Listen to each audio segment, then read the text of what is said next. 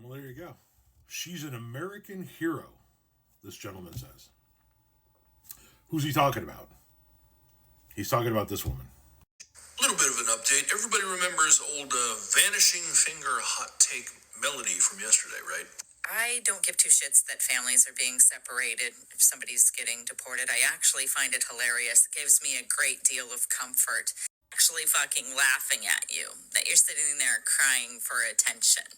Okay. I find you guys to be subhumans. That woman is who this person says is an American hero.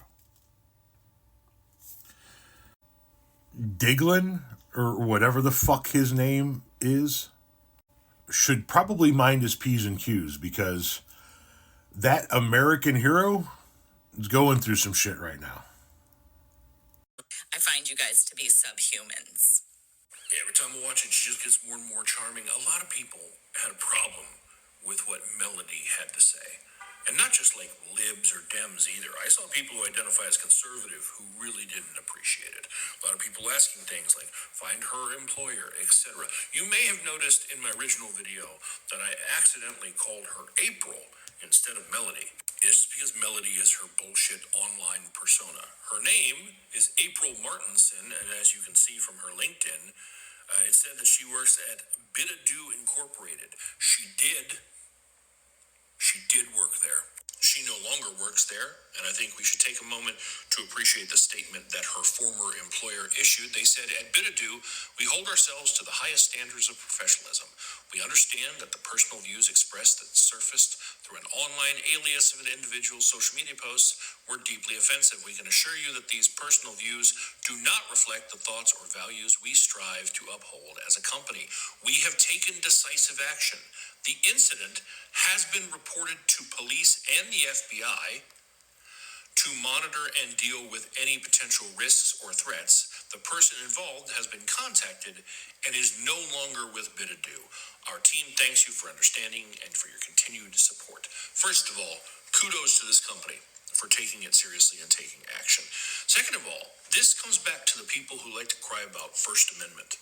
But her First Amendment right, when you don't understand what that means, no one's violating her First Amendment rights. Her First Amendment rights say she can say what she wants, and the government doesn't come and lock her up for it. That does not mean there are not consequences for her actions. And in this case, her words have an impact on her former employer as well.